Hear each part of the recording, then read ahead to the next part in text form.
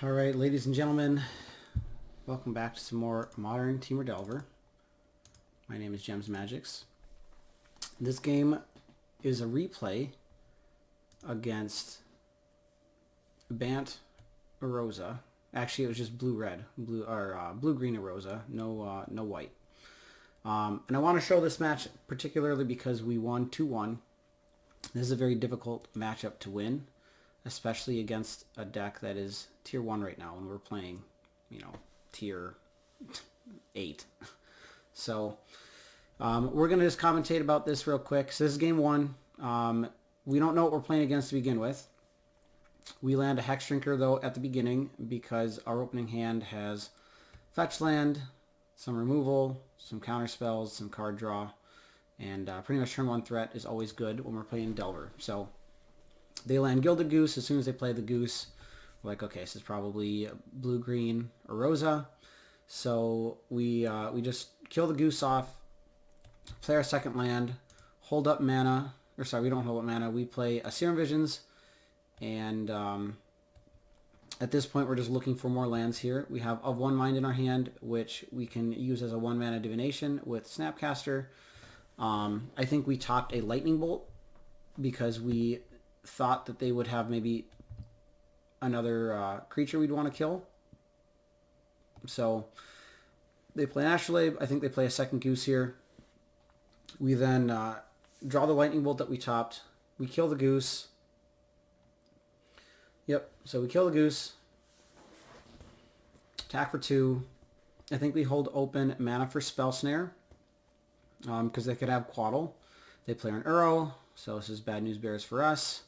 Once Uro hits the table, it's a very difficult thing for us to get past the life gain and the card draw they get. So draw land, attack for another 2. We debated leveling up the Hex Drinker, but I chose not to because I wanted to hold open mana for Snapcaster, Lightning Bolt, or Spell Snare.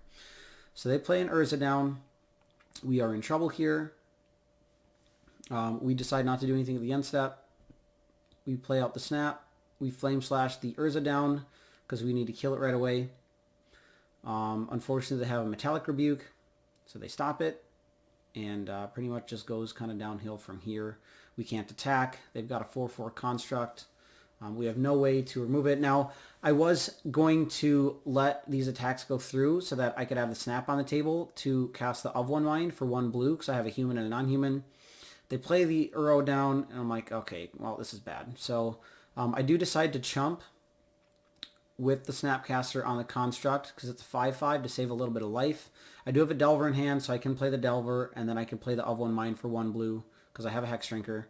We're hoping to hit lands. We play another Hex Drinker out, but at this point, we're pretty much just dead. We know that we're dead, so we just scoop it up, and we're going to move on to game 2 here. So we brought in a lot of different cards here.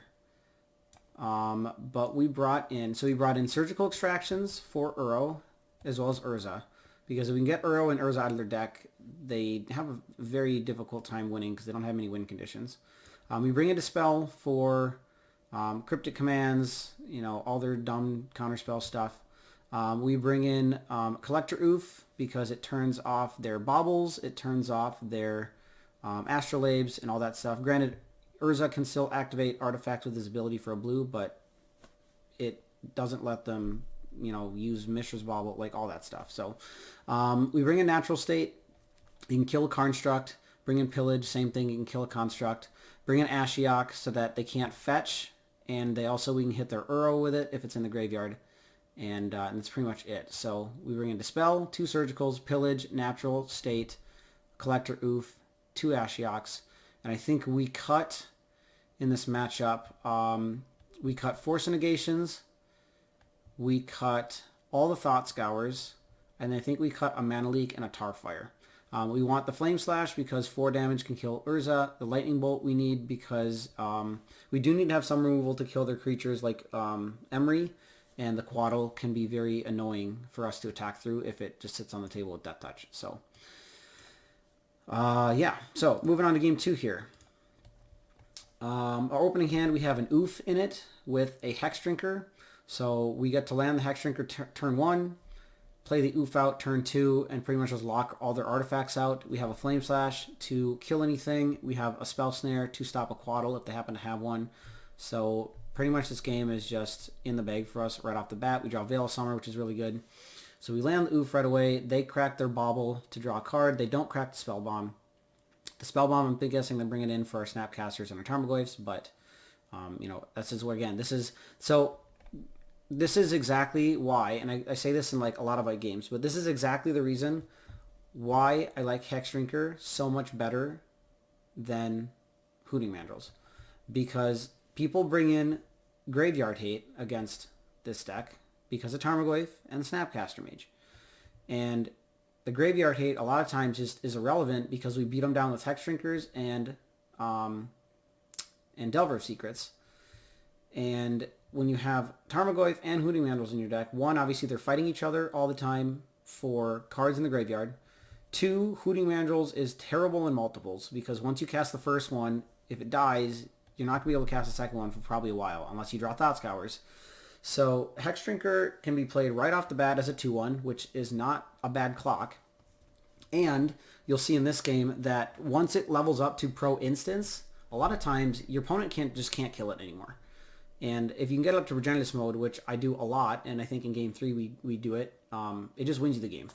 Because there's nothing they can do to stop it. So Hexdrinker just wins games completely on its own. I think it's way better than Hooting Mandrills is. So, all right, so they play out an Emery.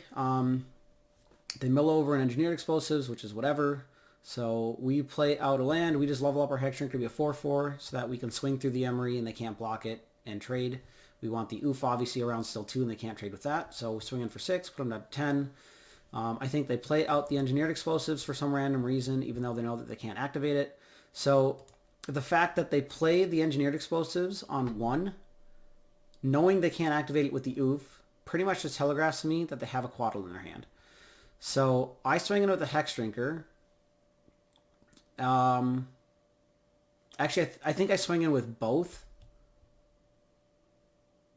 I think I don't remember. We'll see here in a second.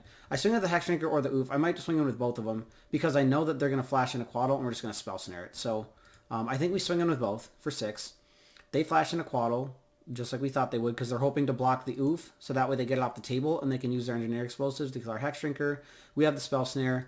We Spell Snare the Quaddle and they just concede on the spot because they know that they're not going to be able to beat us when they're going to be going down to 3 life. So that was it. Super fast, very simple game. The oof is just amazing against decks like this. So, all right. So this is a tough, grindy kind of matchup. We unfortunately have to mulligan here, but we do keep a 6-card hand with Delver and Ashiok. So we have a threat. We have Mana Leak to stop anything that they play, and we have Ashiok to land, which turns off their fetches, which is huge because they play a lot of different fetches. They play Prismatic Vista, a lot of different fetches to get all their colors, and as well as obviously you can get rid of Uro and other crap out of their graveyard. So we play Delver turn 1. We draw a second Delver, so that's not, that's pretty good. I think we don't flip it, unfortunately. Draw land, attack with Delver. And I think here we play out the second one, so we want to just put threats on the table. They play an Engineered Explosives on 1.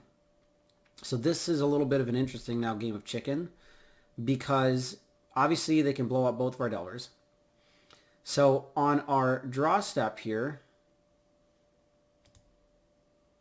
we reveal a Surgical Extraction. And we choose not to reveal it because if we flip the Delvers, they're definitely going to blow up the Engineered Explosives. And I don't want to show them that I have a Surgical in my hand because then they're not going to play their Uro and I'm not going to be able to Surgical it. So I purposely choose to not reveal the Surgical and not flip my Delvers so that they don't know I have it, as well as they probably won't blow the explosives if they're still 1/1s, which lets me get in a little bit more damage here, which will become relevant later in the game. So I don't reveal the Surgical. I just draw it. I don't flip my Delvers. I just attack in there. They don't do anything. They just let it happen. I then slam the Ashiok, because now this stops their fetches. They don't have a counterspell. As well as now I have 2 ways to get rid of Uro. So I think here they play out an Emery. Nope, they play an Urza. Okay, so they play an Urza. They get a Construct. And now, again, our Delvers don't flip. This time we didn't hit anything that could flip them. I think we hit a Hex Drinker. So we can't attack anymore.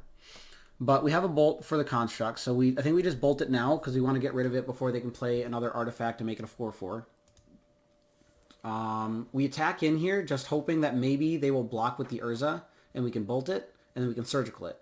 They don't. They block with the Construct. So we choose to bolt it just to save our Delver.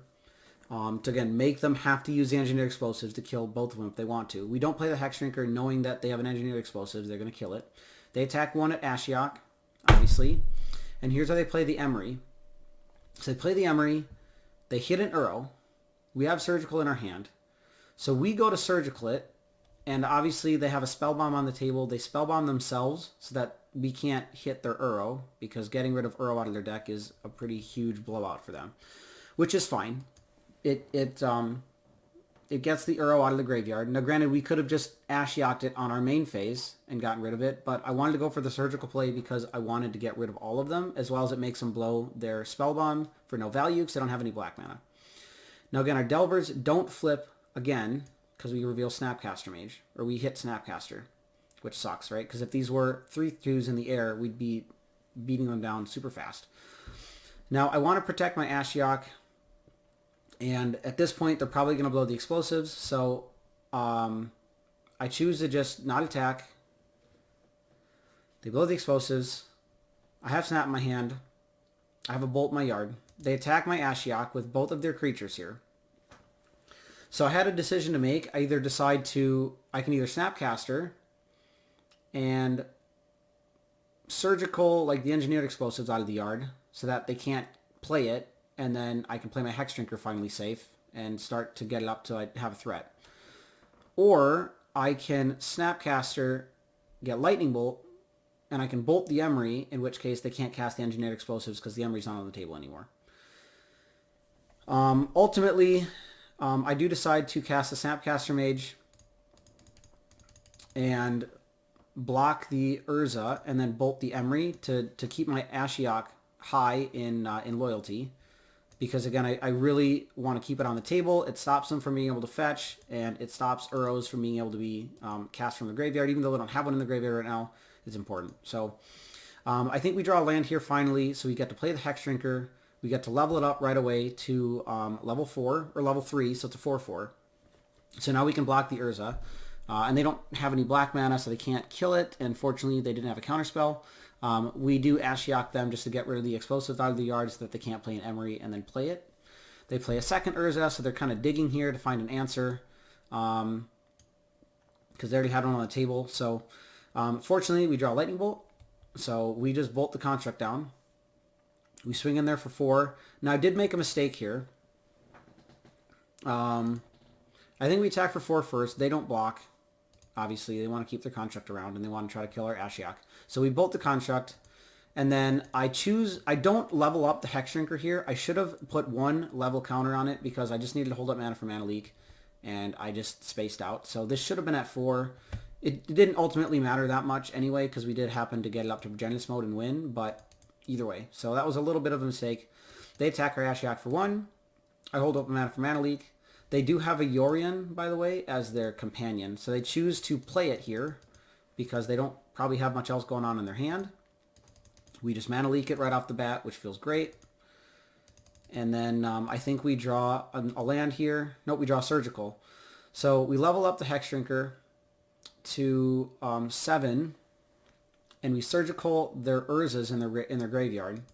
Because, again, Urza and Uro are like their 2 main threats. If they don't have them in the deck, they have a very difficult time winning. So, in their hand, by the way, and I know it went really fast, in their hand they had 2 Deadweights, a Fatal Push, and a Lurrus. So, the Deadweight could kill my Hex Drinker if they have 2 black sources, because they can cast 2 Deadweights to give my Hex Drinker -2/-2 on each of them, and it's a 4/4. And it only has protection from instants right now. So basically, as long as we can fade a black source from them, then we win because we make it Progenitus. So they drew an Uro. So we're like, okay, please don't draw a black land. And it has to be an untapped, unfetched black source because they can't fetch because we have an Ashiok on the table. So again, we get lucky here. They get a Mystic Sanctuary. They have nothing in their graveyard, so it doesn't do anything. They cast the Deadweight on the Hex Shrinker anyway, just to try to shrink it, even though we're just going to make it level 8 next turn. And at that point, it gets protection from everything, so the Deadweight falls off because it has protection from everything, right? Can't be enchanted, anything like that. So they attack the Ashiok, put it down to 1. We draw Tarmogoyf, which we don't play because they have a Fatal Push in their hand. They have a Deadweight in their hand, and they have a Lurrus in their hand. So we know that the Fatal Push can kill our Tarmogoyf. So ultimately, we just attack with the Hex Shrinker for 6, put them down to 3. We finally kill the Ashiok off to get rid of the Uro that's in their graveyard. And at this point, they pretty much have to draw like Cryptic Command for days because they can't kill our Hex Shrinker. They can't target it. And, you know, unless they have like Damnation in their deck, but they don't have double black, at least not on the field. And they're not running white, so they don't have Supreme Verdict either. So they pretty much are drawing for Cryptic Command or bust.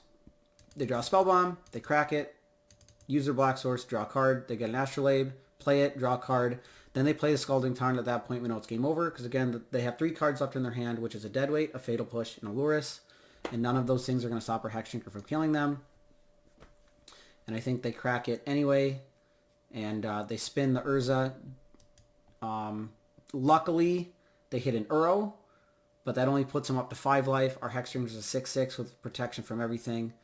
Not enough to get them outside of the range of us killing them, and we win. So, again, a difficult matchup there. Very, very difficult. And we just happened to play the right lines and draw the sideboard cards we needed when we needed them. So, there we go. Wanted to show that one. That was a good game. And that was Temur Delver in Modern, taking down, again, Blue-Green Uroza, or I guess Sultai Uroza that had black in the deck. So if you enjoyed that and you want to see more competitive Modern Temur Delver gameplay, subscribe, like this video, and follow along. Alright guys, again, I'm Gems Magics, and I'll see you in the next one. Bye.